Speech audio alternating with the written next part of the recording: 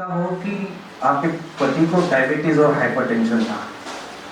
The real cause for that was SARS COVID का था, जो उस पॉलिसी में कवर होता था। मगर अभी इस पॉलिसी को डिनाई करें कैसे, तो इस तरीके का चालाकी थ्रू अनीता शर्मा कंपनियों के लोगों ने किया। और हिस्ट्री में कभी सुना होगा आपके जिंदे आदमी, जो जिंदा है आदमी, उसका कोई डॉक्टर जो है मेडिकल सर्टिफिकेट देता है। मगर मैंने आपको प्रेस नोट दी है, उसमें आप डेट अगर तारीख देखोगे कि किस तारीख को उनका देहांत हो गया, दीपक पोंडा जी का 2 जुलाई को जो है उनका 2 जुलाई 2020 को हुआ, 2020 को। और 17 दिसंबर 2020 को अंसारी इकबाल अहमद BUMS, जो कि ये क्वालिफाइड सर्टिफिकेट भी नहीं है, certificate has to be issued by at least MBBS होना चाहिए। तो इनको फोर्स किया गया कि आप ये सर्टिफिकेट लेके आइए, तो ही आपका जो है क्लेम, इंश्योरेंस क्लेम जो है पास होगा और आपके पति के जो 16-17 लाख मिलने थे आपको दिए जाएंगे। तो ये सर्टिफिकेट पे लिखने को ये कहा कि इनको हाइपरटेंशन था और इनको डायबिटीज था। अभी आदमी की डेथ होने के बाद में, यानी 4-5-6-7 महीने के बाद में कोई सर्टिफिकेट क्यों देगा? ये ज़्यादा पढ़ी लिखी नहीं है, तो इनको जैसे बताया गया इंश्योरेंस कंपनी से, वैसे उन्होंने किया और अंसारी अहमद जी का वो सर्टिफिकेट दिया। फिर 30 जून 2021 को, यानी टाइम आप देखिए, एक साल चला गया। कंपनी ने एक, आपको प्रेस में मैंने अटैच किया हुआ है प्रेस नोट के साथ में, कंपनी ने दिया कि आपका क्लेम हम डिनाई करते हैं। This case was accepted at the standard rate but on the informed providing members for info. However, our investigation has established that the life assured was suffered from diabetic mellitus and hypertension prior to issue of the policy. ये reason देके इनकी policy जो है तो कहीं छोटा मोटा काम करके गुजारा कर रही है।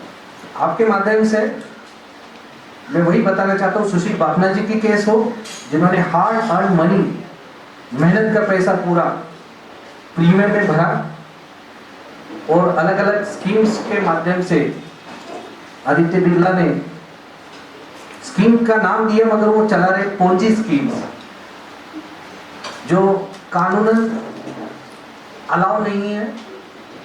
सो ये हमें पूरे आपके मीडिया के माध्यम से सब तक पहुंचाना होगा और आपने यहाँ हमारे साथ जुड़ के अपना वक्त दिया, उसके लिए मैं आप सभी का धन्यवाद करता हूँ। सर, काफ़ी फ्रॉड हो रहा है, काफ़ी अत्याचार हो रहा है कि महाराष्ट्र सरकार रोक भी नहीं रही है, क्या है इस पर कुछ वजह?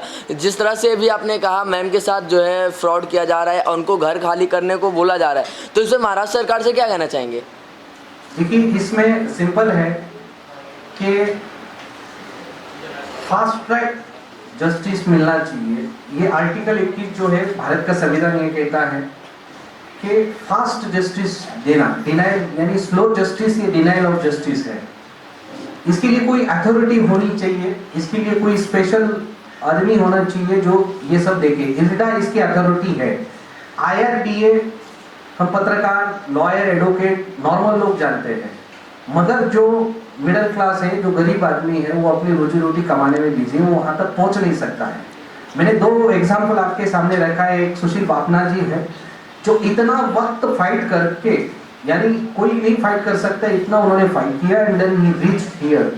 यहाँ तक आने के लिए उनको बहुत सारा तकलीफ ये करना पड़ा, वही ये आ नहीं सकती थी। हमारे NGO के माध्यम से सुशील जी का मैं स्वागत करूंगा कि उन्होंने कहा कि ये भी विषय हम उठाएंगे कि ये यहाँ तक नहीं आ पाते हैं, तो इनको वहाँ जहाँ ये रहते हैं, जिस एरिया में है, वहाँ के कलेक्टर हो, वहाँ के सुपरिटेंडेंट हो, कमिश्नर ऑफ पुलिस हो, इनको कॉग्निजेंस लेने के लिए एक आदेश जारी किया जाए।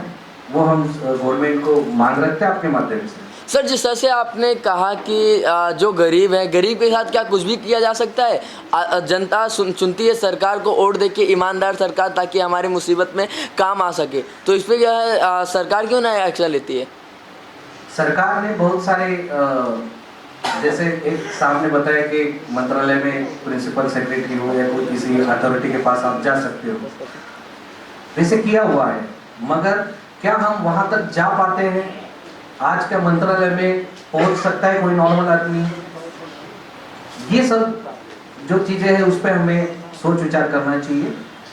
तो जहाँ हम रहते हैं उसके आस पास में, जैसे मैंने कहा कि कमिश्नर ऑफ पुलिस हो, senior pi concern police station हो, उनको एक आदेश जारी किया जाए कि ऐसी केसेस में अगर कंप्लेंट आती है तो आप वो कंप्लेंट लीजिए, इन्वेस्टिगेट कीजिए। ठीक है, एफआईआर रजिस्टर करना हर केस में जरूरी नहीं होता, इन्वेस्टिगेट कीजिए और एक कॉपी इरडा को दीजिए।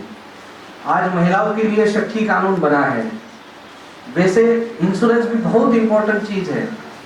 किसी की लाइफ उसमें पूरी चली जाती है, वो प्रीमियम भर भर के परेशान होते हैं और पता चलता है कि नहीं वो एलिजिबल नहीं है, ये हुआ वो हुआ। कोई आदमी लाइफ इंश्योरेंस लेता है, डेथ होने के बाद में उसके परिवार वालों को सालों सालों तक घसीटना पड़ता है, फिर भी इस तरीके का फ्रॉड किया जाता है। इस पे एक्सपर्टाइज लेवल पे कोई अथॉरिटी जो है होनी चाहिए।